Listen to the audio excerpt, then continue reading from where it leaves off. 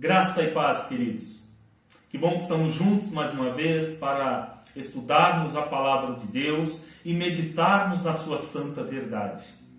Assim, eu convido você a acompanhar a leitura do Evangelho segundo Lucas, capítulo 13, versos 22 a 30, que nos diz assim: Passava Jesus por cidades e aldeias, ensinando e caminhando para Jerusalém. E alguém lhe perguntou: Senhor, são poucos os que são salvos? Respondeu-lhes: Esforçai-vos por entrar pela porta estreita, pois eu vos digo que muitos procurarão entrar e não poderão. Quando o dono da casa se tiver levantado e fechado a porta, e vós do lado de fora começardes a bater, dizendo: Senhor, abre-nos a porta, ele vos responderá: Não sei de onde sois. Então direis: Comíamos e bebíamos na tua presença, e ensinavas em nossas ruas. Mas ele vos dirá: Não sei de onde vós sois, apartai-vos de mim, vós todos os que praticais iniquidades. Ali haverá choro e ranger de dentes, quando virdes no reino de Deus Abraão, Isaque, Jacó e todos os profetas, mas vós lançados fora. Muitos virão do Oriente e do Ocidente, do Norte e do Sul, e tomarão lugares à mesa do reino de Deus. Contudo, há muitos que virão a ser primeiros, e primeiros que serão últimos. Queridos, uma crescente tendência na sociedade odierna, ou seja, na sociedade dos nossos dias, é a ideia de que Deus é bom e misericordioso, e justamente por ser bom e misericordioso, ele não castiga ou pune a ninguém.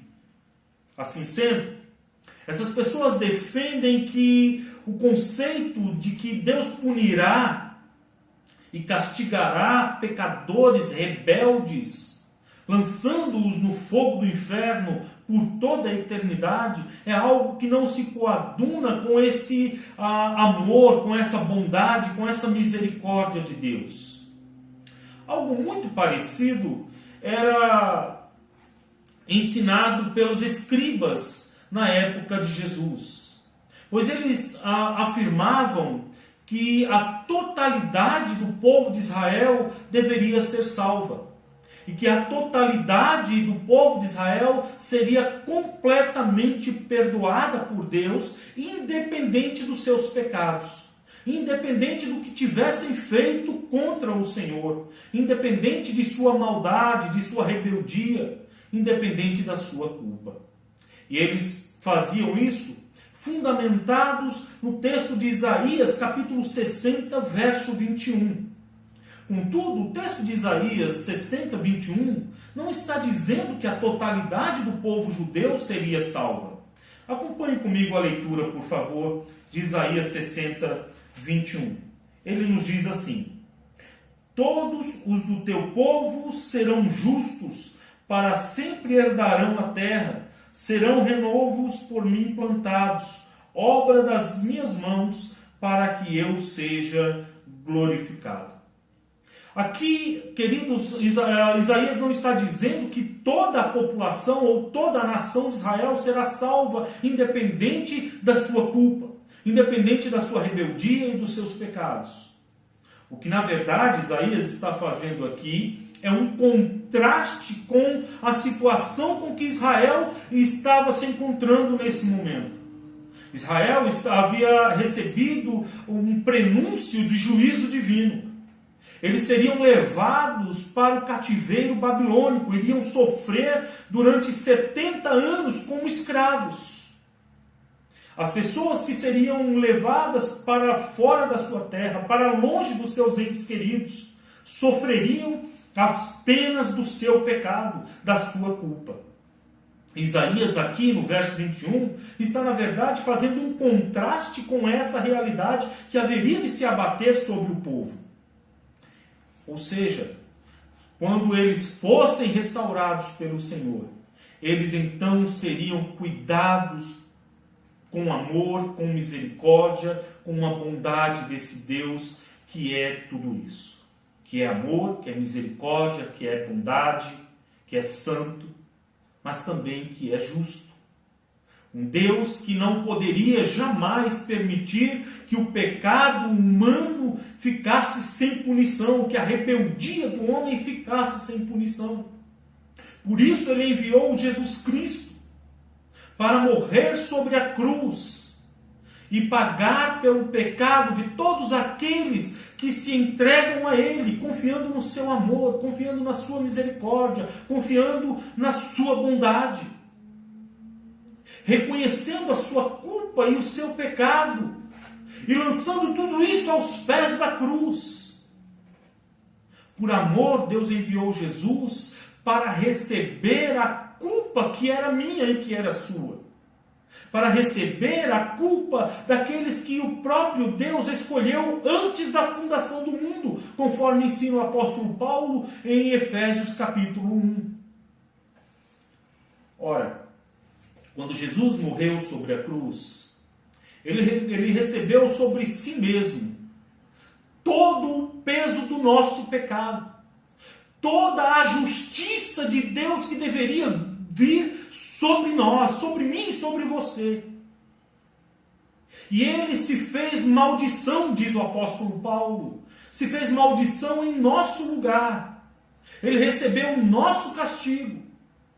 E enquanto nossa culpa é posta sobre ele, é posta em sua conta, a sua justiça, a sua santidade, a sua perfeição são imputados na nossa vida, na nossa conta, e nós somos agora declarados justos. Ou seja, nós somos absolvidos diante do tribunal divino. Porque enquanto Cristo recebe a nossa culpa, nós recebemos a sua justiça. Deus pune em Cristo o pecado dos seus eleitos. Portanto, Deus não permite que o pecado do homem fique impune. Deus não permite que a culpa do ser humano não fique sem receber a justa punição. De forma que a interpretação dos escribas de Isaías 60, 21 era uma interpretação errônea, uma interpretação mal feita e, consequentemente, herética, porque ela apontava para algo que a própria Escritura não está dizendo. Mas, quando nós voltamos os nossos olhos aqui para o texto de Lucas, nós podemos perceber que Jesus, quando pronuncia essas palavras todas, ele está a caminho de Jerusalém. Ele está seguindo para Jerusalém, onde ele justamente haveria de morrer por nossos pecados, onde ele haveria de ser pendurado numa cruz, recebendo sobre si mesmo a justiça de Deus. Veja o que diz o verso 22. Passava Jesus por cidades e aldeias, ensinando e caminhando para Jerusalém. Aqui, em certo momento, parece que Jesus está começando sua jornada ali, ou acabara de iniciar a sua jornada. Contudo, Lucas nos mostra no capítulo 9, versos 51 e 52, que a jornada de Jesus Cristo já havia começado muito tempo antes. Que quando ele está caminhando e ensinando, ele está já a caminho de Jerusalém há algum tempo. Veja o que diz Lucas 9, versos 51 e 52. E aconteceu que ao se completarem os dias em que devia ele ser assunto ao céu, manifestou no semblante a intrépida resolução de ir para Jerusalém, e enviou mensageiros que o antecedessem, e indo eles, entraram numa aldeia de samaritanos para lhe preparar pousada. E agora, queridos, conforme Jesus passa pelas aldeias e vilas, ele ensina ao povo as verdades do reino de Deus. Dessa forma, em certo momento de sua viagem, talvez instigado, talvez incitado pelo ensino dos escribas acerca da salvação da totalidade de Israel, alguém pergunta a Jesus: Senhor, verso 23, Senhor, são poucos os que são salvos? Talvez aquela pessoa tenha ficado um tanto confusa com a resposta de Jesus. Talvez ela tenha ficado frustrada com o que Jesus lhe responde. E não só ela, mas a todos os que o estavam ouvindo. Pois a resposta de Jesus ao seu interlocutor não foi algo que ele esperasse, senão uma séria advertência feita no verso de número 24, que nos diz: Respondeu-lhes, esforçai-vos por entrar pela porta estreita, pois eu vos digo que muitos procurarão entrar e não poderão. A palavra grega agonizomé, traduzida aqui como esforçai-vos, é uma expressão que vai muito além do seu sentido usual em nossos dias. Ela aponta para um esforço agonizante. Ela aponta para algo muito mais forte do que nós podemos entender na língua portuguesa como esforçar-se. A ideia, portanto, é de alguém que está na arena romana e que luta com todas as suas forças e com todas as suas armas, fazendo tudo o que é necessário, tudo que pode para sobreviver, para sair da arena com vida e, se possível, ileso. Trazendo para a nossa realidade, para um contexto em que estamos vivendo atualmente, é como alguém que está no leito de um hospital na UTI, sofrendo já em fase terminal, mas que não se entrega, mas luta pela vida, que luta para continuar vivo. Ainda que agonizando, ela luta para continuar viva.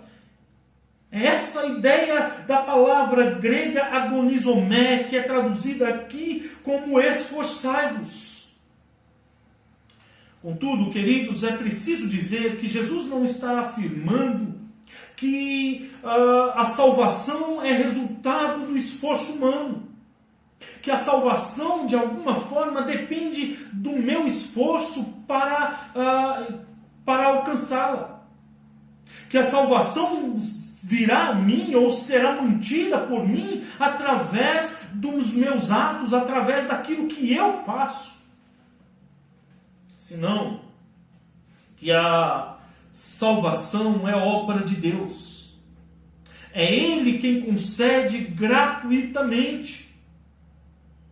É Ele quem proporciona a salvação do ser humano.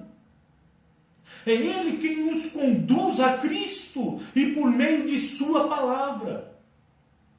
O esforçai-vos a que Jesus se refere aqui é, portanto, uma luta constante e intensa contra os inimigos da nossa alma, contra o nosso pecado, contra a nossa miséria, contra a nossa culpa. É uma luta constante contra os nossos desejos carnais e impuros. É uma luta constante contra as nossas fraquezas e contra tudo aquilo que luta para nos tirar do caminho e para nos desviar da verdade. Nesse sentido, o apóstolo Pedro faz uma séria advertência na sua primeira epístola, no capítulo 5, versos de 8 a 11. Eu convido você a acompanhar comigo a leitura neste momento. 1 Pedro 5, de 8 a 11, nos diz assim: Sede sóbrios e vigilantes. O diabo, vosso adversário, anda em derredor, como um leão que ruge, procurando alguém para devorar. Resisti-lhe firmes na fé, certos de que sofrimentos iguais aos vossos estão se cumprindo na vossa irmandade espalhada pelo mundo. Ou seja, o apóstolo Pedro está dizendo aqui que nós temos que ficar atentos e vigilantes, porque o inimigo maior das nossas vidas, o inimigo maior das nossas almas, está constantemente tentando nos devorar, tentando nos destruir, tentando acabar conosco, nos afastar da verdade de Deus, nos afastar do próprio Deus, nos afastar da verdade da Sagrada Escritura. Note ainda, queridos, que há um contraste aqui entre duas classes de pessoas. E esse contraste, e essas duas classes nos são apresentadas no verso de número 24. Quando Jesus diz: esforçai-vos por entrar pela porta estreita, pois eu vos digo que muitos procurarão entrar e não poderão. Jesus exorta os seus ouvintes da seguinte maneira, ele diz: esforçai-vos por entrar pela porta estreita. E o esforçai-vos aqui está no presente contínuo. Ou seja, eu tenho que me esforçar constantemente, dia a dia. Eu não posso parar em minha caminhada. Eu não posso parar de lutar. Eu não posso parar de santificar a minha vida. Eu não posso parar de agradar a Deus. Eu não posso parar de me esforçar na luta contra o pecado. Isso porque, queridos, haverá uma segunda classe de pessoas. Aqueles que procurarão, ou seja, no futuro. Pessoas que no momento talvez não estejam se preocupando muito com as suas vidas, com as suas almas. Pessoas que no momento talvez não estejam muito preocupadas em abandonar os seus vícios e seus pecados. Em abandonar os seus pensamentos maldosos. Em abandonar a sua vida pecaminosa. A sua vida de rebeldia. E que no futuro, no grande dia do juízo, haverão de tentar entrar pela porta estreita, mas já será tarde demais. Elas não poderão entrar mais. O fato, queridos, é que Deus é longânimo. Mas chegará o dia, chegará o momento em que Ele mesmo fechará a porta. Então será tarde demais para aqueles que não santificaram as suas vidas, para aqueles que não entregaram-se a Cristo Jesus, para aqueles que não buscaram socorro nele, para aqueles que não buscaram lavar as suas vestes no sangue do Cordeiro. Essa verdade é ilustrada pela própria Escritura, no capítulo 7 do livro de Gênesis. Veja comigo, por favor, os versos 11 a 16 do livro de Gênesis. No ano 600 da vida de Noé, aos 17 dias do segundo mês, nesse dia romperam todas as fontes do grande abismo, e as comportas do céu se abriram. E houve copiosa chuva sobre a terra durante 40 dias e 40 noites. Nesse mesmo dia, entraram na arca Noé, seus filhos Sem, Cã e Jafé, sua mulher e as mulheres dos seus filhos. Eles e todos os animais segundo as suas espécies, todo gado segundo as suas espécies, todos os répteis que rastejam sobre a terra segundo as suas espécies, todas as aves segundo as suas espécies, todos os pássaros e tudo que tem asa. De toda a carne em que havia fôlego de vida, entraram de dois em dois para Noé na arca. Eram macho e fêmea os que entraram de toda a carne, como Deus lhe havia ordenado. E o Senhor fechou a porta após ele. Perceba que Deus foi quem fechou a porta da arca. Ele lacrou a porta da arca por fora. E aí, logo depois desse episódio, Deus mandou chuva copiosa sobre toda a terra.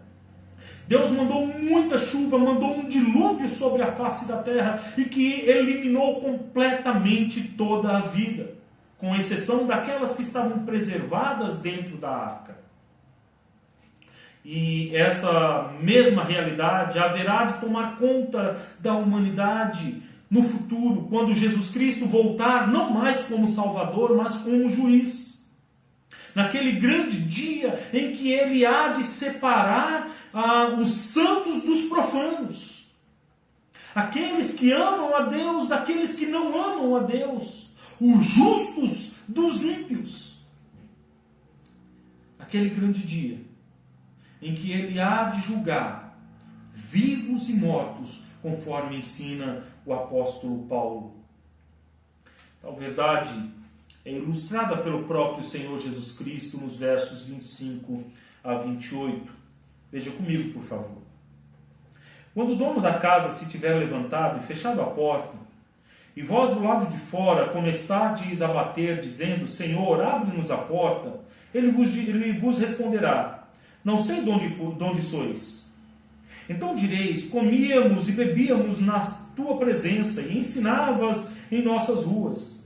Mas ele vos dirá: não sei de onde vós sois. Apartai-vos de mim, vós todos os que praticais iniquidades. Ali haverá choro e ranger de dentes, quando virdes no reino de Deus Abraão, Isaque, Jacó e todos os profetas, mas vós lançados fora. Perceba que duas vezes aqui, no verso 25 e depois no verso 27, Jesus diz que não conhece essas pessoas. Embora o argumento delas seja que eles estavam sempre com ele, estavam ouvindo os seus ensinamentos, estavam ouvindo a sua voz, estavam sentados na praça quando ele estava lhes ensinando. Estavam caminhando com ele pelas ruas enquanto ouviam os seus ensinamentos. Mesmo assim, Jesus diz por duas vezes: não sei de onde vós sois. Eu não sei quem são vocês. Eu não conheço vocês. Palavras duras de um Senhor que é maravilhoso, que é amor, que é bondoso, que é misericordioso. Mas num Deus que também é justiça. E que não tem por inocente aquele que pratica o mal.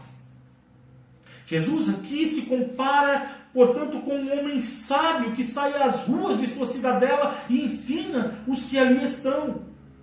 Mas chega um momento em que este homem sábio, este homem bondoso, este homem misericordioso entra em sua casa e então fecha a porta. E depois que ele fecha a porta, mesmo que o chamem de Senhor, todos eles serão rejeitados. Todos aqueles que ouviram seus ensinamentos, mas que não lhe deram ouvidos, que não obedeceram a sua voz, mesmo que o chamem de Senhor, serão completamente rejeitados. E o Senhor haverá de dizer a seu respeito: eu não sei quem são vocês. Aqueles que bateram à porta do sábio, sentaram e ouviram seus ensinamentos, estiveram por muito tempo perto dele, conversaram com ele, talvez até tenham gostado do que ouviram. Mas isso não foi suficiente para garantir um lugar no reino de Deus. Caminhar ao seu lado, ouvir os seus ensinamentos, sentar com ele e bater um papo não foi suficiente para lhes garantir um lugar no reino de Deus. Verso 26 nos diz: comíamos e bebíamos na tua presença e ensinavas em nossas ruas. E no verso 27, Jesus responde a eles: não sei de onde vós sois, apartai-vos de mim, vós todos os que praticais iniquidades. Isso implica em que assentar-se para ouvir a mensagem do Evangelho, conhecer o ensino das Sagradas Escrituras, dizer que pertence a Deus, chamá-lo de Senhor, não são garantia de salvação. Ouvir a voz do Senhor, mas não lhe dar ouvidos, ou seja, não obedecer a sua voz, é inútil. A Sagrada Escritura deve ser conhecida por nós, tanto teórica como também na prática. Tanto tanto de forma teórica como de forma prática. A Sagrada Escritura precisa ser vivenciada a cada momento de nossas vidas. Caso contrário, ela perde o sentido em nossas vidas. Passa a ser mera informação. Chamar a Jesus de Senhor, mas não obedecer a sua voz, é inútil. Em certa oportunidade, Jesus disse: por que me chamais Senhor, Senhor, e não fazeis o que eu vos mando?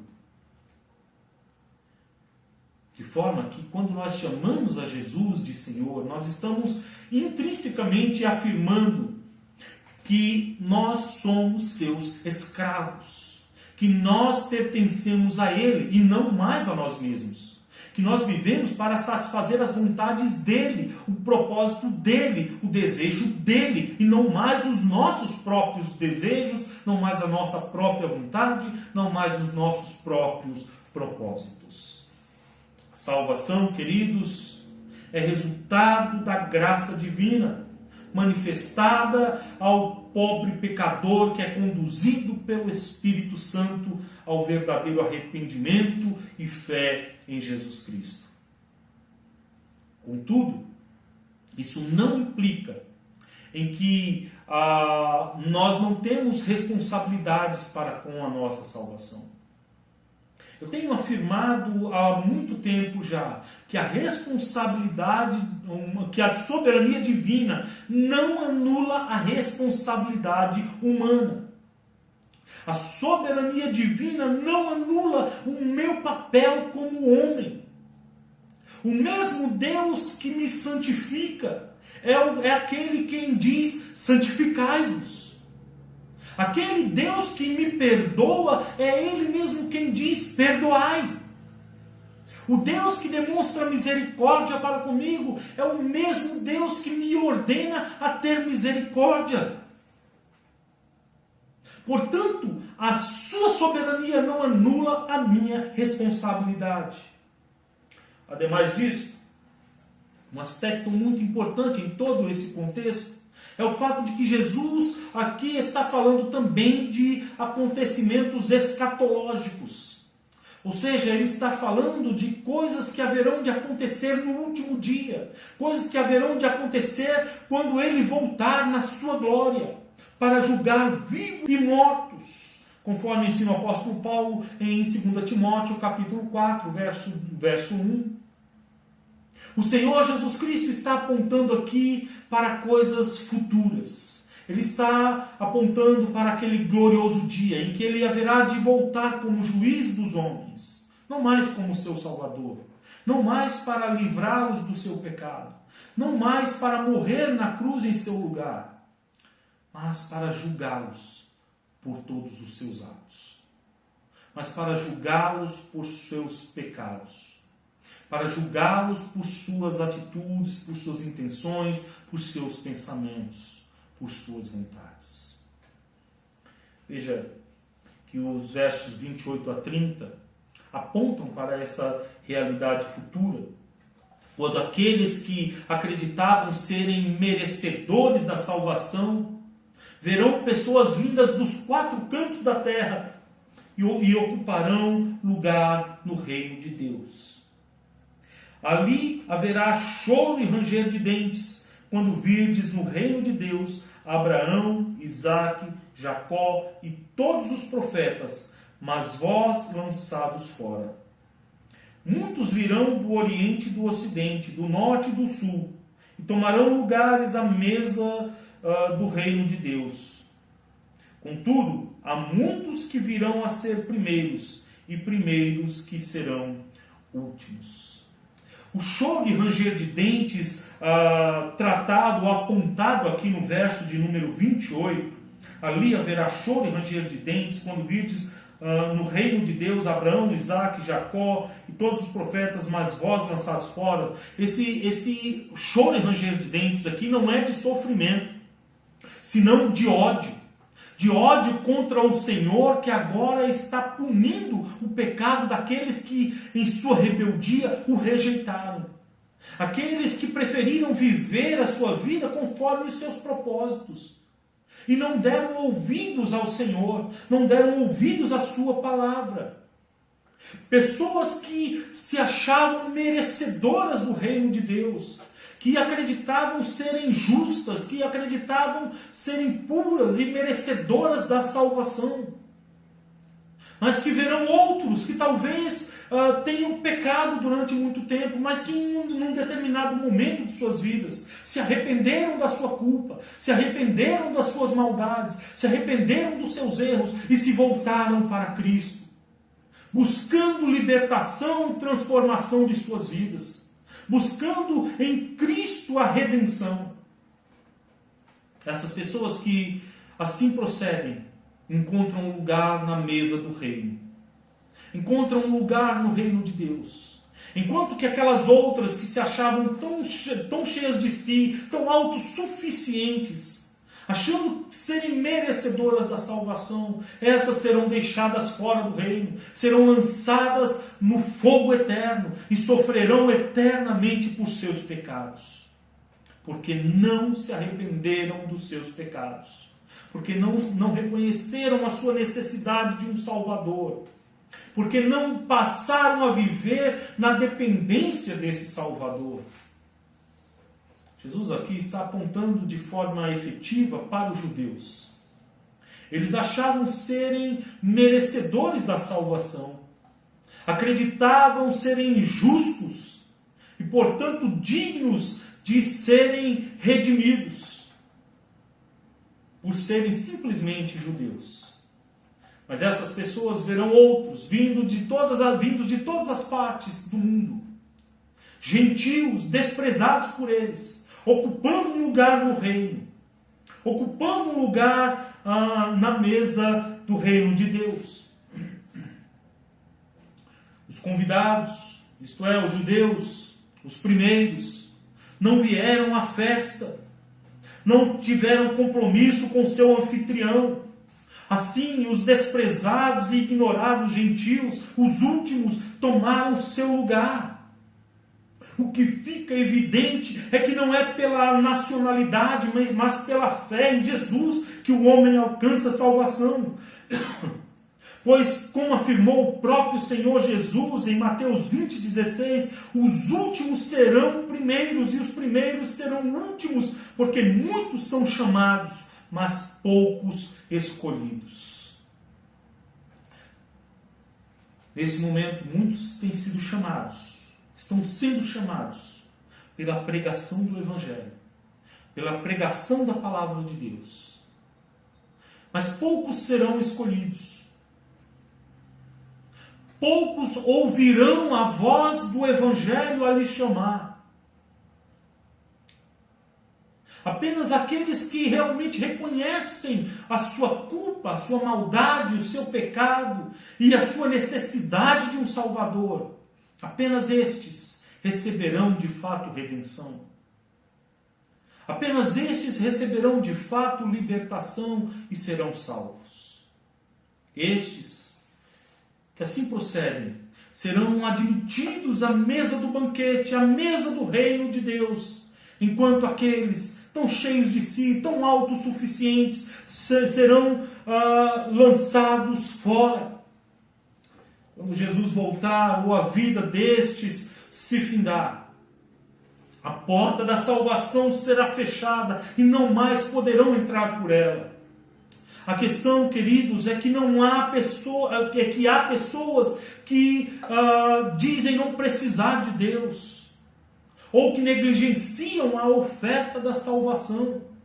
Mas quando se derem conta de sua necessidade, quando chegar aquele grande dia do juízo, essas pessoas vão procurar entrar pela porta estreita, vão tentar abandonar os seus pecados, reconhecendo Jesus como Senhor, mas já será tarde demais.